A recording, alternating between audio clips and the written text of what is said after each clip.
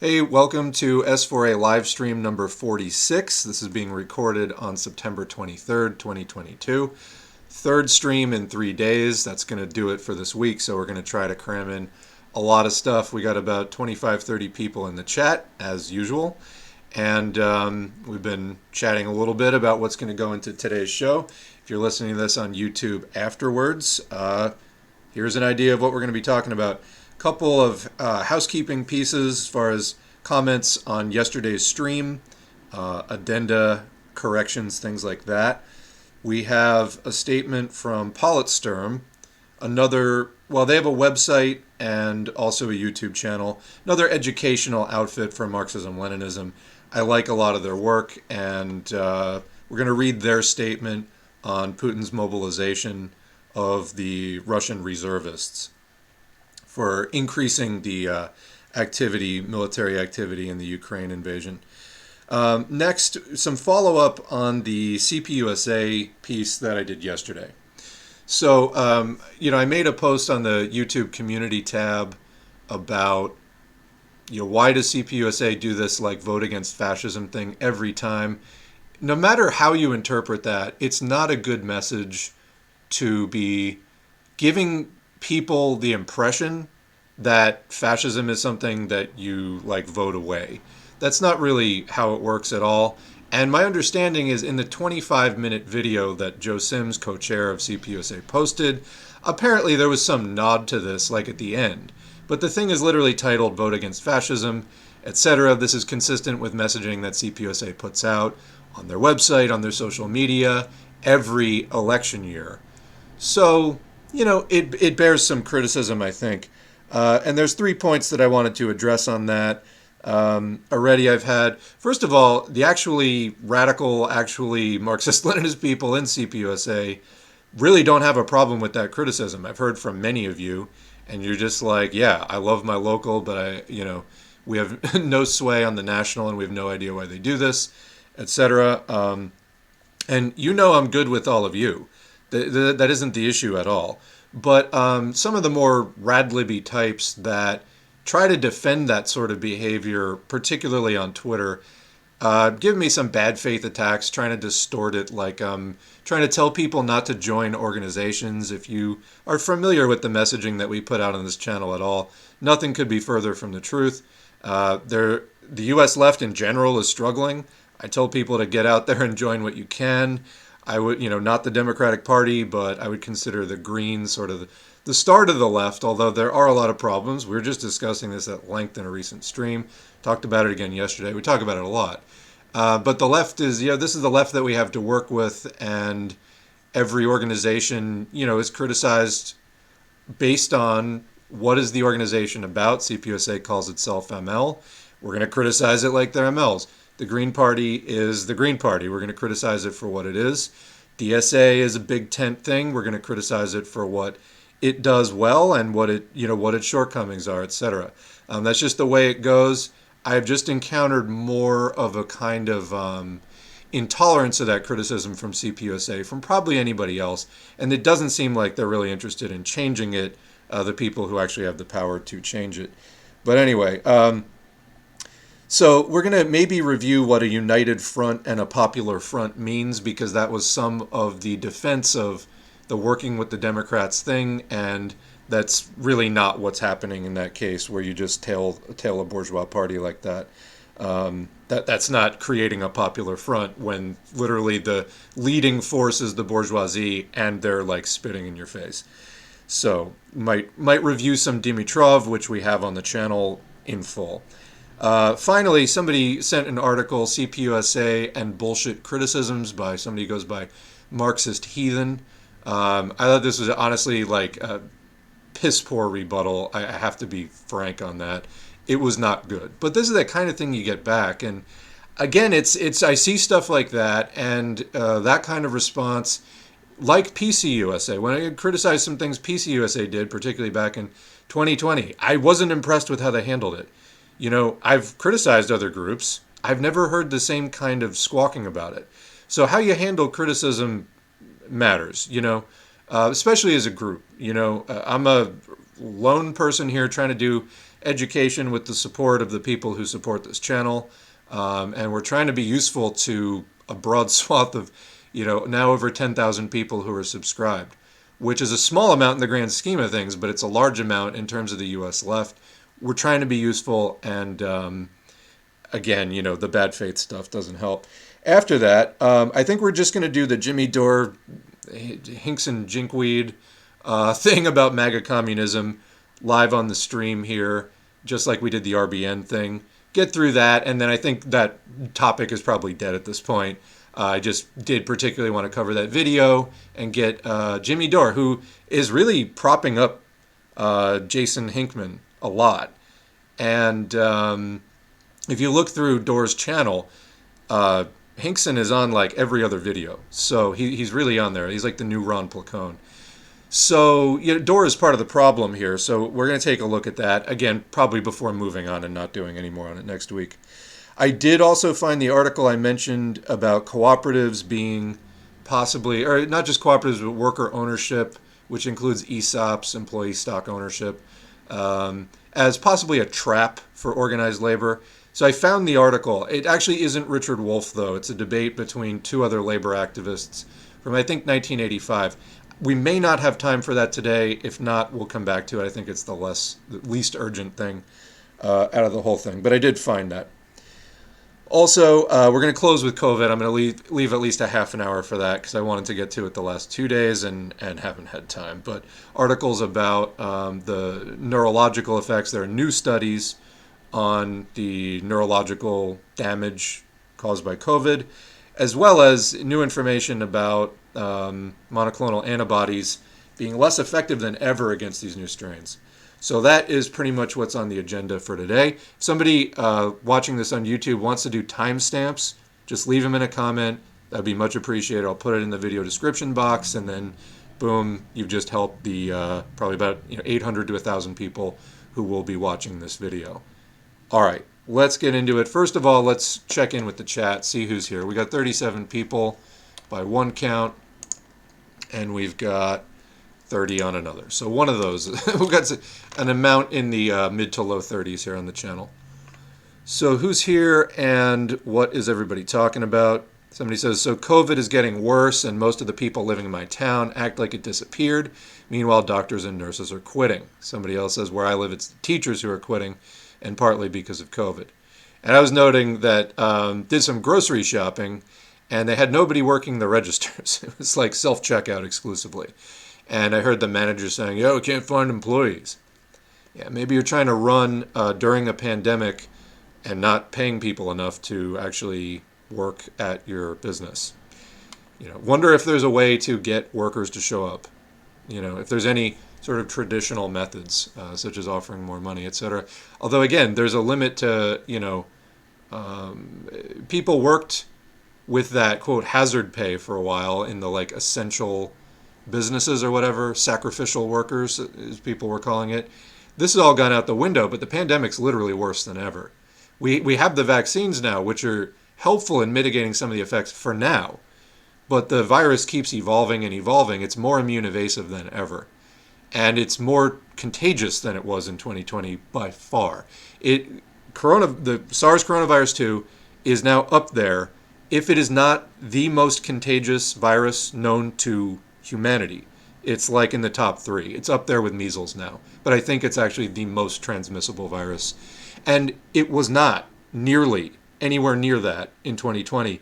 That's something that the pandemic response created by spreading it so much, and every time it spreads, there's a chance at mutation. So all that spread resulted in a lot of mutation. We created this. I mean, not me personally so much, but the people who have actual power to make those decisions about the pandemic response, they created this, and then obviously it was our bodies in which the virus was replicating and mutating. All right. But he says, it's very worrying some communist parties don't seem to understand that COVID is actually a problem. Yeah. I think a lot of left parties are not making it out to be the massive problem that it is. If COVID does another quantum leap, like right now, COVID is approaching the immune evasiveness or antibody escape of SARS-1.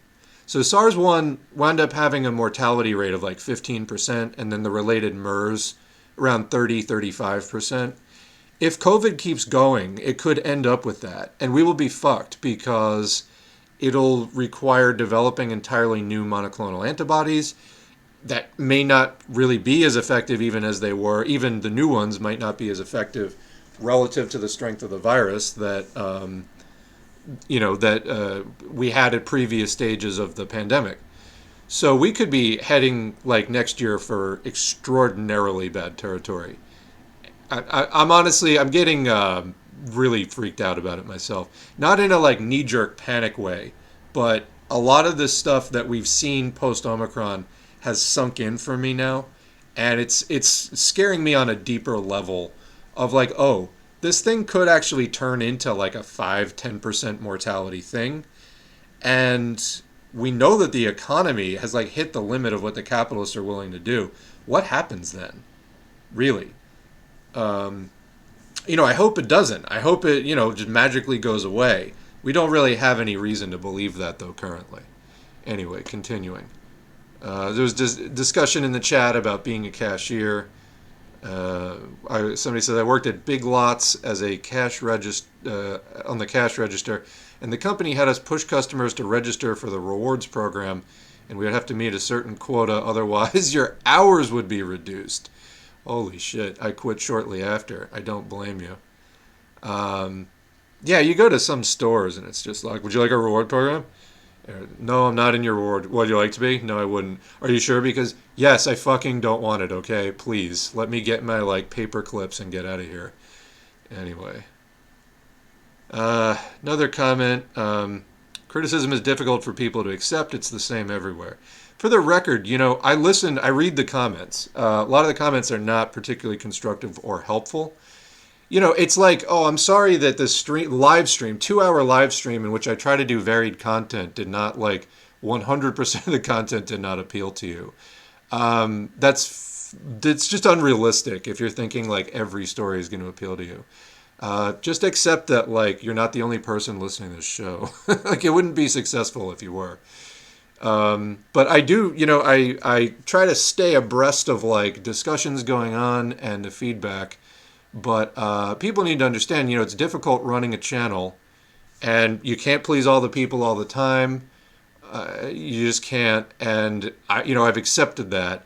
Some people can be real assholes about it, and it's just look, if you want to get on my shit list, I have a shit list. Let's put it that way.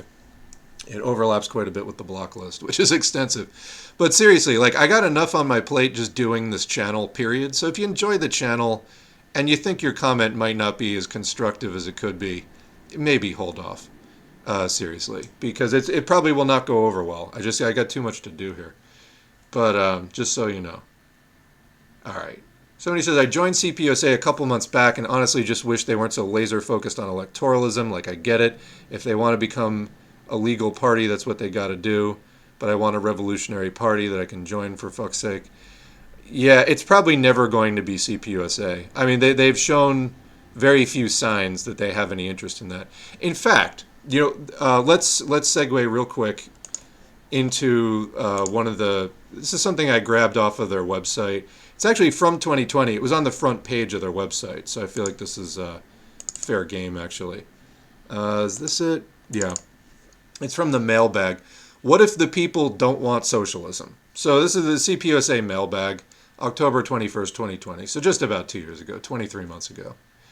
And so that was the question. And, to be fair, it's asked in a very hostile way. I probably wouldn't have, taken this question personally. But anyway, it says the question, if the CPUSA were to be in charge of the American government and economy and establish communism in the United States, let's say after 4 years, the people and the government want to reinstate capitalism again, would you let the people go back to capitalism, or would you deny their request and stay communist and repress the people even more? Stan. Okay, you can see that there's a lot of poor understanding of communism in that question. It's framed entirely just the Communist Party would win. The way that U.S. elections work, it's so undemocratic.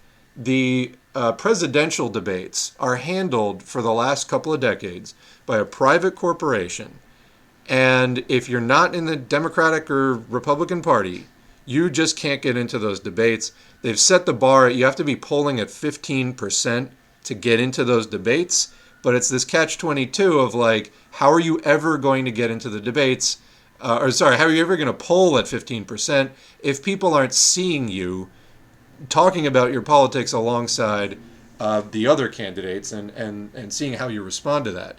And so every 4 years, the Green and Libertarian candidates, scummy as they are, the Libertarians, but they get arrested trying to get into the building of the presidential debates because they're running for president. And that's how undemocratic the United States is and how they treat other parties. It's sort of this perfect alliance between fascism and the veneer of liberal democracy. The Democrats lend it that credence of like, no, we have principles that we believe in, and then obviously there's like this fascistic core. But anyway, so CPUSA replies, and obviously not all this is bad, but is it what you expect? Is it what you would demand from a Marxist-Leninist organization? I think that's the question. This struck me as kind of being like it could have been written by DSA. Which again, position on DSA is like, if it's the only thing going on in your area, it's probably better than nothing. Get out there, network with people. Maybe you can find enough other Marxists to like form another project or something like that with. But, and as I always say, if you do get involved in DSA, every time it comes up, every time you can vote or voice your opinion on it, argue against endorsing the Democratic Party or anything like having to do with the Democratic Party, because that's a bourgeois party that is not a suitable forum for proletarian ideological struggle. You just can't really do anything in that party, and that's been shown. I mean, Bernie Sanders just conclusively demonstrated that. It was already clear before that, but he just really demonstrated conclusively that you just can't really do anything in the Democratic Party. Anyway. So here's the response. Hi Stan, thanks for writing. Thanks for your like horrible loaded question. Before thinking about the transition from socialism back to capitalism, it makes sense to look at how we understand the transition to socialism in the first place. Getting to socialism will require more than an election. Fair. Imagine that CPUSA won majorities in every federal and state legislative chamber. Well, they would have to run candidates first, right? And took the White House and every governorship. Even then, building socialism would be a monumental task. And then in parentheses, that's sort of an important note. But before we even get to the parentheses, I mean, they do go on here and explain more about the process of socialism. Oh, that's pretty vague. I mean, I think that it's important for people to understand that the movement to support a communist party and the ideas behind a communist party, if you were doing enough work where a communist party were able to win that amount of seats, all this other shit would be going on at the same time. Also, it kind of matters, doesn't it, that the goal of communists is not merely to operate the bourgeois capitalist government for workers. The idea is to abolish everything about capitalism and then to set up a proletarian non-state to oversee the transition into socialism, the construction of socialism, the transition into communism. So there's kind of a lot there. Framing this as electoralism, I mean, they do correct it as far as it will require more than. To me, it stays vague. And they never say the R word anywhere in here. But anyway. Parentheses, by the way, to dispel a misconception, we do not see ourselves ruling a single-party state as in the Soviet or Chinese models. Actually, China does not have a single-party model. The CPC, I mean, whether you consider them revisionist or whatever, objectively, it's not the only party in China. It's the main party at the national level. Other parties, including, there's neoliberal parties in China, have some amount of influence more at the regional levels. So anyway, that's just like a weird thing to put in there. The multi-party system is part of the democratic traditions of this country. Oh, those wonderful democratic traditions. And socialism has to be built on the democratic traditions of this country. What the fuck are you talking about? Again, did DSA write this? That seems a bizarre statement for a Marxist-Leninist party to write. It's like, did Caleb Maupin write that? What is this, FDR, like a government of action? What is this? Continuing, socialism for us means working class power. Well, if that isn't a loose definition, I don't know what is. Again, revolution not mentioned here. It means taking economic, and whether you think it's going to be popular with people or not, particularly Stan, who asked this very hostile question, you can't just lie about what your position is. The Marxist-Leninist position is revolution. If you try to take revolution out of Marxism-Leninism, you just eviscerated yourself. That's not what it means. Anyway, it means taking economic and political power away from billionaires and putting it in the hands of the people. It will require huge changes in the economy, like putting most of the current private sector under public control. It will also require changing our political institutions to make sure that money can't buy power. Again, nothing about abolition of the parasite state that Lenin wrote about. It's just we're going to put it under public control. How? And do you mean public control like the capitalist government? What are you talking about? It will take time, but the end result will be a huge step forward for democracy. Democracy. All right. In other words, again, democracy for which class? Just muddying basic communist concepts. Again, this is the, air quotes, the Communist Party of the United States. When I criticize this, it's because you're supposed to be the standard bearer of Marxism-Leninism, of communism in the United States. I should be looking to you for positions, and instead I'm hearing DSA stuff. Did Bernie Sanders write this? Anyway, in other words, we don't see socialism as a checklist of policies to be imposed by a communist government. Okay, now people are going to turn to like the German ideology. Communism is the, overturning of the existing order on an ongoing basis. That said, there's also an established history of what happens when Marxist-Leninists take power. Anyway, it just means that the 99% will hold the power that the 1% now holds. What is done with that power, how it is used, rests with the working class. So the question isn't really, what if the people want to go back to capitalism? It's more, what do they want socialism to look like? I'll give you that last point. But again, the framing, I would have, I think, a lot of problems with. Certainly some of the people, most of the billionaire and 100-millionaire variety, won't be very happy under socialism. No arguments. I have no disagreements with that. They will have to give up a significant portion of their wealth and the undemocratic power that goes with it. No more lobbyists, no more off-the-record lunches with senators, no more privately funded think tanks and hired intellectuals to push their agenda. They'll have no more and no fewer rights than anyone else. Well, they won't be capitalists anymore, because part of the thing here, again, it's vague. It's vague. I would not use this as a promotional piece, to say the least, but and you know what they say, when you're used to privilege, equality feels like oppression. Fine. History suggests that they will try to seize power again, both by legal electoral means. Wait a minute. If you've established proletarian government, how are they going to try to do that by legal electoral means? And by terrorist violence. This process is usually called counter-revolution, as we saw recently in Bolivia, where the people restored the MAS party of Evo Morales after a U.S.-backed coup. The best defense against counter-revolution is a people united in the fight for democracy. Now, I don't disagree with that principle. Like, the idea here is that the masses themselves will already be educated in what it is that we're fighting for, and, will be directly fighting to direct and create and hang on to that society. I get that part.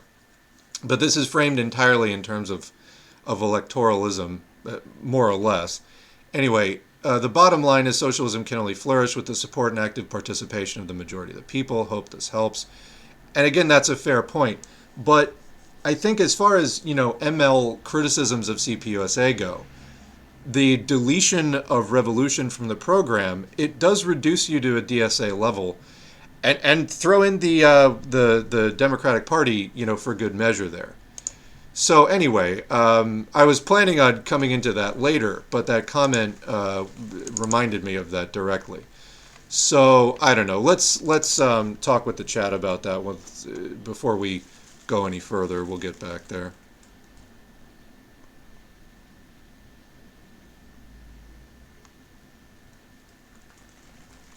Somebody knows some of the newer readings aren't on SoundCloud yet. Yes, there are far fewer subs on SoundCloud, like 300. I started it a lot later. It's also SoundCloud, not YouTube. But yes, I'll probably be doing that on more of like a bi-weekly or monthly basis, transferring them. It is a bit of a pain. Like, it takes me a little while to do that. I have not done it. They will be going up, though, soon. CPUSA says they're Marxist-Leninists. Yeah. I mean, it's that the old school, like, CP X country name from the Comintern. The party is 100 plus years old. So yeah, it's that communist party.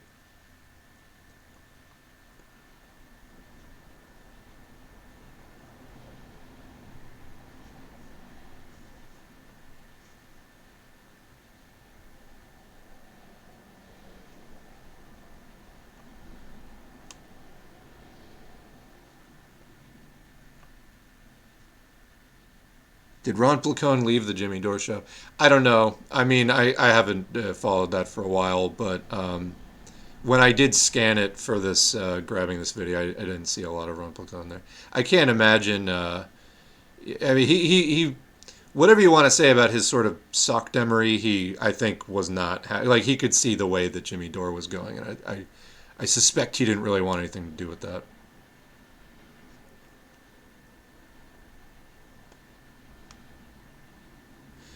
People talking about why CPUSA took the sickle off. I mean, yeah, we don't really have a peasantry in the United States. Like the use of the gear or like, I think a computer chip would look corny, but like, we are in a much higher tech state of industry at this point. You just put a button, a hammer and button for like, just people, just press computer buttons now. Put a mouse, a hammer and a mouse, computer mouse. Ooh, here's a big one. In what way has my understanding of theory or Marxism changed since starting this channel? I mean, prior to starting the channel, I knew a lot of the basics of Marxism. I had read some of the things that we've read on the channel. I had not read many of them. I think I'm a much better socialist now than I was 3 years ago. And yeah, I mean, as one would hope from doing all that reading, that's why I did it. Obviously, and I think it's why people come to the channel to listen to the readings. Is like, well, you're probably going to know a lot more about communism and have a better grasp on things after listening to the 90 Lenin audiobooks than before. This is why we do it. You see SocDems and I think, general, quote, leftists a lot of the time who just have not been exposed to any of this literature and don't know the value of it. Saying sometimes like, oh, you're dogmatic or why do you have to read all this theory? Because the stuff that you're trying to wing as a SocDem, like getting universal health care or whatever, there is an actual science and art to getting things out of to social change, to getting things out of the bourgeoisie, um, and then to deposing the bourgeoisie. If you look at the history of socialist struggles, it's all in there. You look at the struggles that Lenin describes, for example. A lot of them are very similar to what goes on within the left today because it's capitalism. You have the bourgeoisie, the petty bourgeoisie, the proletariat. We don't really have a peasantry anymore. Although, a lot of the peasantry was petty bourgeois, so some of that applies there, etc. But, you don't have to reinvent the wheel. And also, you're going to only get so far by winging it. You can improve your whole approach to how you organize, how you try to agitate people, like the slogans that you use, the tactics, the strategies, all of that. If you get into this history and theory, most of it's been done before, or at least, in a lot of cases, there will be something similar that will give you a jumping off point for understanding whatever your current situation is. Marxism is, above all else, a set of tools for analyzing questions of class conflict and things like that. And then the history portion is replete with lessons which are greatly suppressed. You don't learn them in U.S. schools and so on. but they're there. So you don't have to reinvent the wheel for understanding inter-left dynamics and left, proletarian relationships with capitalist parties, with petty bourgeois Democrats, things like that. A lot of it's been done before. You can save yourself a lot of time and suffering by doing that. So in what way? A lot of ways. There's a reason I didn't do the live streams for the first 2 years. I wanted to be, and there's still, stuff that if I don't know, I'm not going to talk about it. But, I wanted to get a lot more comfortable with this first, to know what the fuck I'm talking about. It's easy to get a microphone and just start blathering. A lot of people do it, and you see the results. I don't think that contributing to that is particularly helpful. So hence, we do a lot of the audiobooks, and we go from that, and it's grounded in that. The aim is to, get interest in all of this stuff going again and see where it leads. This isn't about like just building this channel. It's in service of a movement of all the, hundreds of thousands of people out there active in the various left organizations, raising the bar for the left. I know it's raised the bar for me. So, and I'm sure it will continue to do that. There's still a lot of things I want to read, haven't even gotten close to.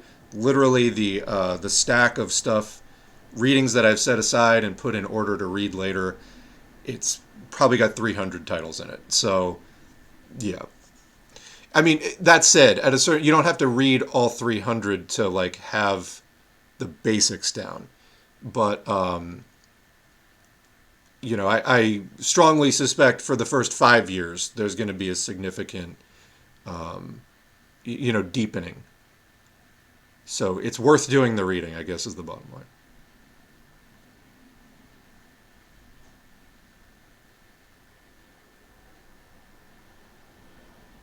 Yeah, there you go. Whoopsie is correct. If after 4 years of communist rule, people want to go back to capitalism, then something very wrong has happened. So yeah, it's like a ridiculous question. It's a totally ridiculous hypothetical in the first place. Probably should have been. The question should have been taken apart maybe a bit more, but,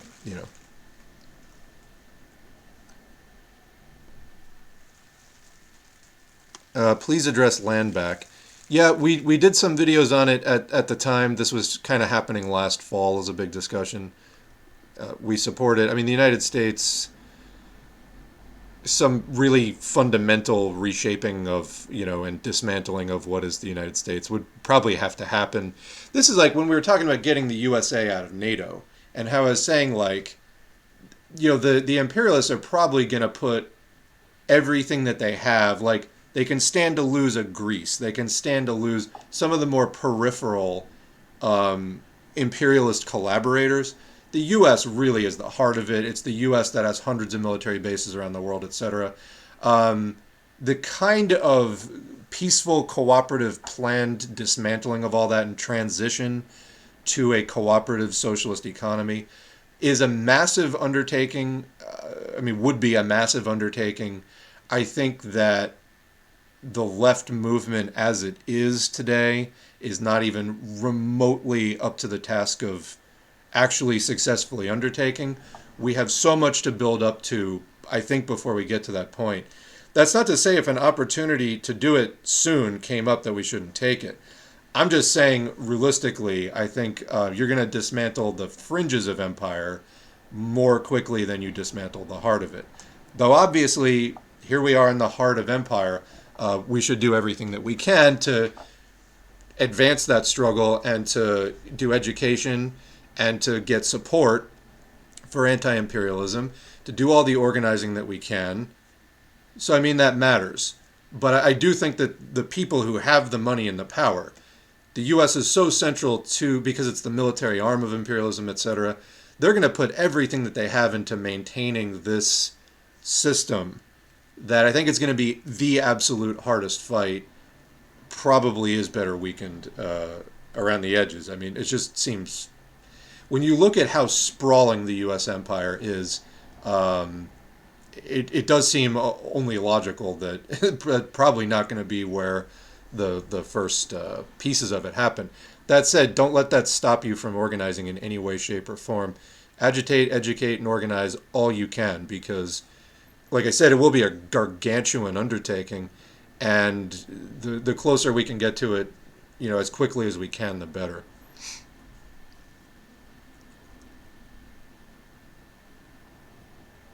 Somebody said, I like the deprogram, but I think Hakeem takes over the conversation too often, and I'm not entirely sure what their purpose is. If it's just to chat and have fun and make jokes while sort of educating people, then I'm okay with that. Yeah, I know it's popular. I haven't listened to that much of it. Most of my like socialism time goes into creating content. I don't listen to.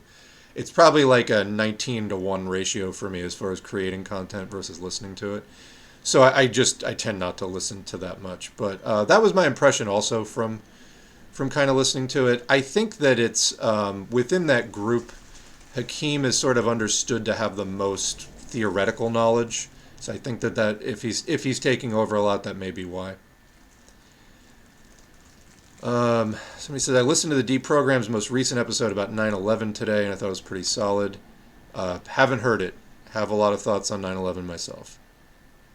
Yes, I did cover land back in the reaction to the Jason Unruh Infracell thing. Yes, if you want to look that up. I think it was the first time that I covered Infracell in a video, actually. Yeah. Well, that also, I agree, debates are annoying and just for spectacle. Actually, I put that in the title, was like down with debate broism. So that was my framing of the entire thing. And I only commented on about 15 minutes of it. The right-wing, quote, free market types are the ones that brought up the style of rhetoric. Let's be free to choose socialism or capitalism. Let's not force people to be socialist who don't want to be socialist. Yes, that's an excellent point, Heap. It's made out to be like, well, we can have some capitalism and some socialism. No, that's not a Marxist-Leninist position. And it's not me being dogmatic saying that. It's that whenever it's, oh, we're going to have a mixed economy, 95% capitalism, 5% socialism. It just doesn't work that way. That's not what socialism really means in the first place. And yes, that is a right-wing reframing. It really should be dismantled from the get-go. I think on the U.S. empire, take away the low-cost energy, there will be no option. Were you talking about the U.S. empire? That certainly would be a challenge for the U.S. empire, is it runs on cheap oil for sure. There were all kinds of discussions about peak oil back in the 2000s, and I really have not heard anything about it since. But definitely fossil fuel. It's the most, Second Thought had a video on this I thought was pretty good. The conclusions could have used work. But they did a good job in highlighting, or he did a good job in highlighting, how the fossil fuel industry, in all of its forms, from drilling to refining to all of it, is the most capital-intensive industry on Earth. It's the thing that more money is sunk into than anything else. There's more equipment, there's more value like in that industry than anything else, and it does ultimately run on oil. But as far as taking away the low-cost energy, you do need socialism to do this ultimately. The capitalists will cut deals with each other, or they will just fight each other. They'll bomb each other for it. So you need socialism ultimately to do that. There's ultimately no anti-imperialism without socialism. It's such a silly notion, like, what would people prefer? Having decent lives or, quote, freedom? Yeah. Yeah. Well, it's like all these right-wingers got sold on, like, there's some, like, picture from Venezuela that is not socialist and is, like, also suffering heavy sabotage from the bourgeoisie about, oh, you're going to stand in, like, a bread line to go shopping for 5 hours and be really poor. Like, that's what, honestly, a lot of, like, 20-year-old, like, white Redditors think. And they go for that stuff. That's all the media that they listen to. It's very hard to break through that.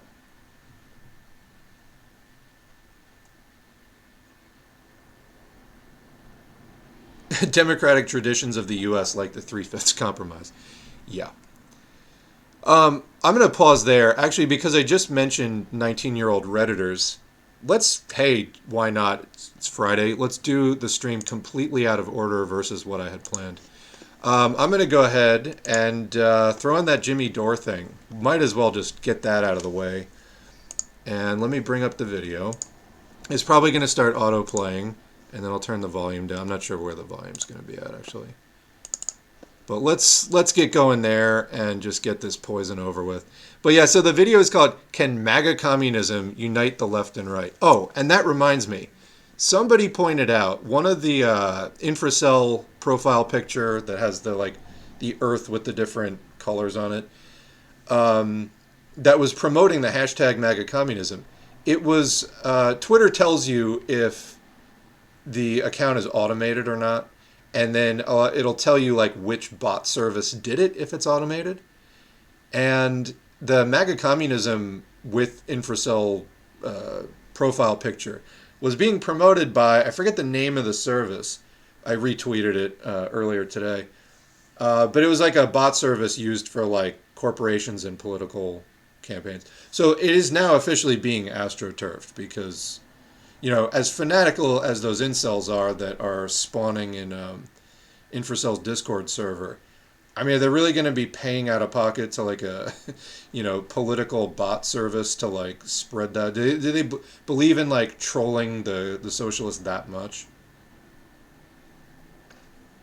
But remember, at this point, hashtag MAGA Communism, it's been promoted on Tucker Carlson. It's been promoted, which is like the biggest cable news show in the country, mouthpiece of the Republican Party, which is half of the maintenance of U.S. empire. I mean, major stuff here as far as the intelligence world goes. It's been promoted on OAN News. So obviously the astroturfing is very real. But let's get into this video and get this over with. Excuse me, watching, I'm going to have to mute myself for a minute. But watching Jimmy Dore try to stumble through his like Animal Farm level understanding of socialism. Here we go. Now, Jackson, there's been a lot of controversy as of late about MAGA communism. And so I want you to tell us what is, because no one can really define what it is. And the people who seem to like to talk about it the most won't talk to you directly about it. So I want you to tell me what is MAGA communism? Okay, before we get into this, Jimmy is talking about, oh yeah, the people who want to talk about it won't talk to you directly. No, actually, excuse me. I don't know if he's talking about TYT. Obviously, Jimmy Dore had a complete psychological breakdown after his falling out with Cenk Uygur. He went completely mental on his show. Now, Cenk Uygur is a Democratic Party shill, nothing to love there.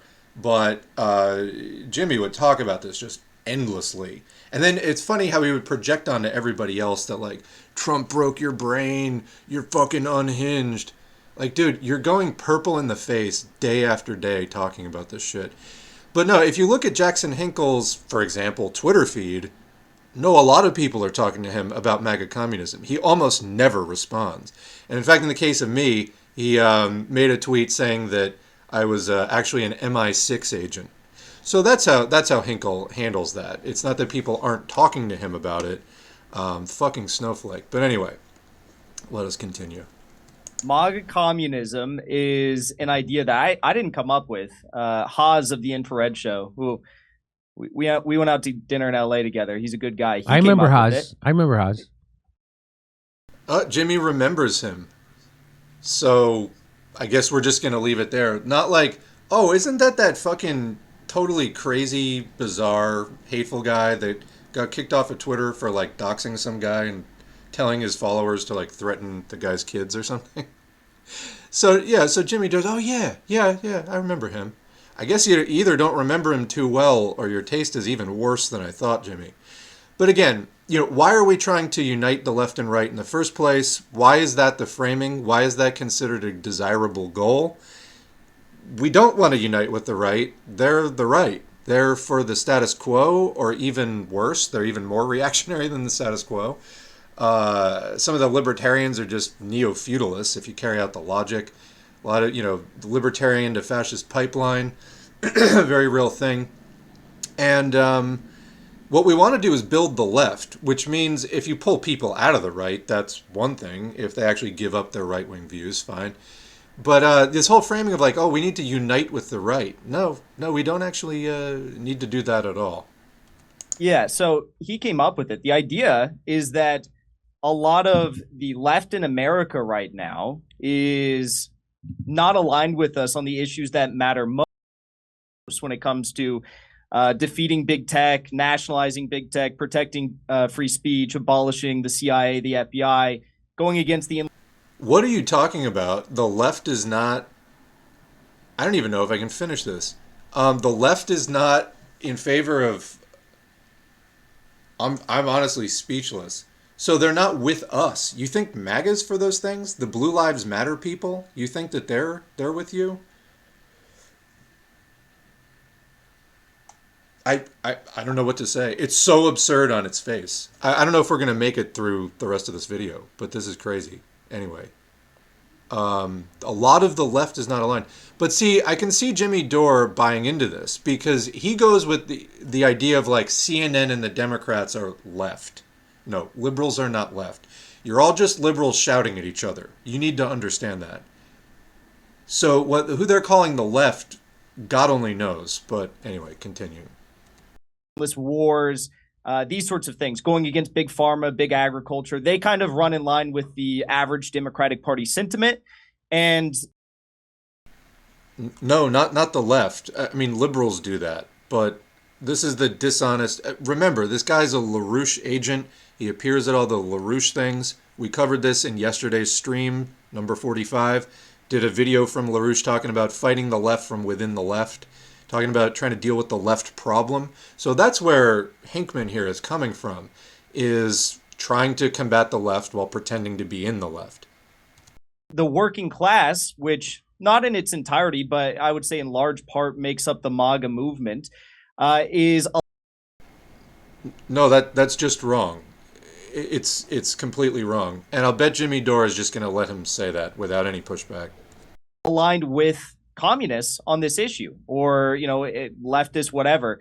But there definitely is a strong line that can be drawn between Marxists and MAGA on this very issue, or on these.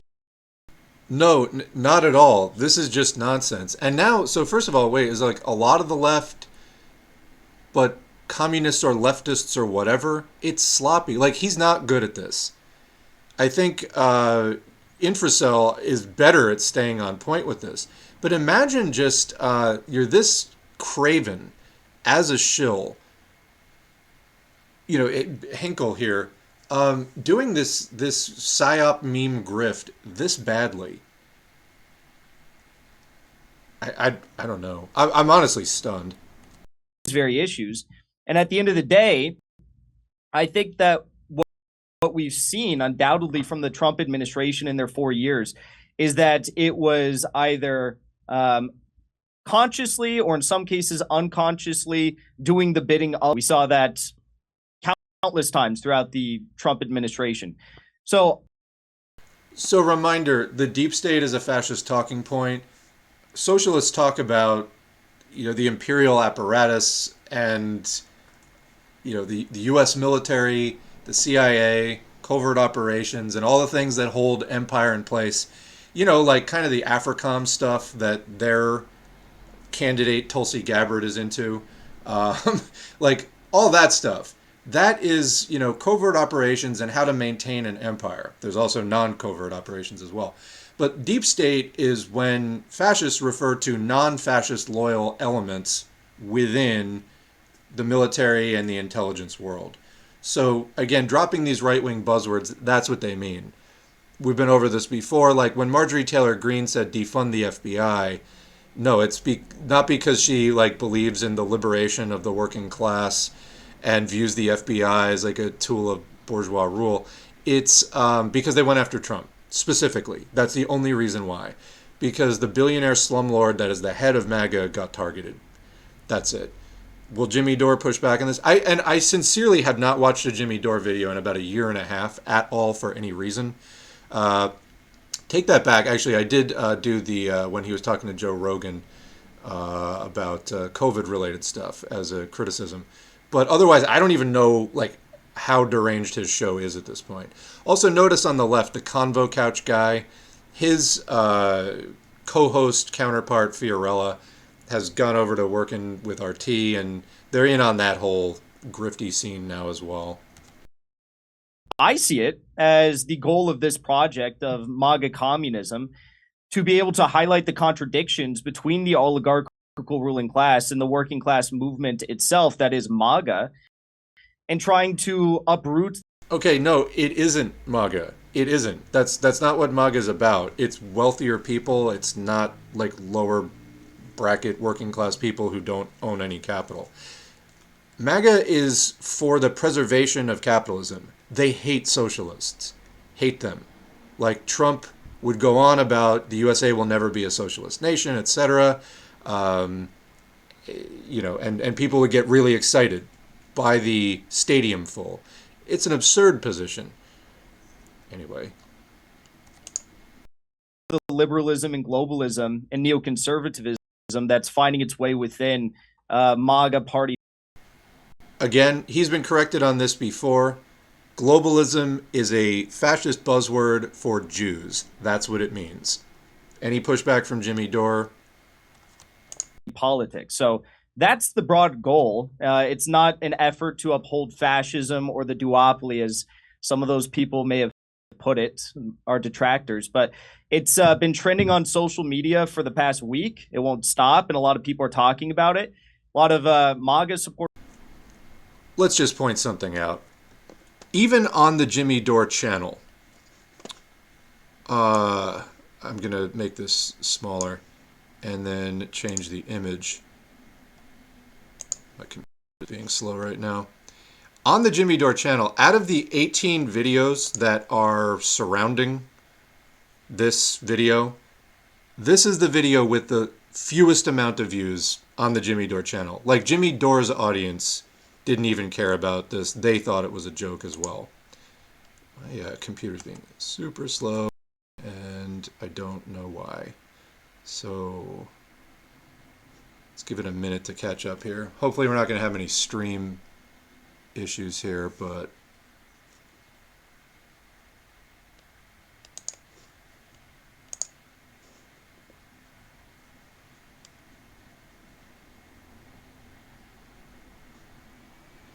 I'm still here. The video isn't responding. Well, anyway, I don't know if I'm going to be able to show the screenshot right now, but if you go to the page, Jimmy Dore has a lot of subscribers, like over 1 million. All of the videos around this had 60,000 to about 120,000 views. This one had 49. It stood out. It's anyway, as far as, it's unstoppable, it's trending, XYZ.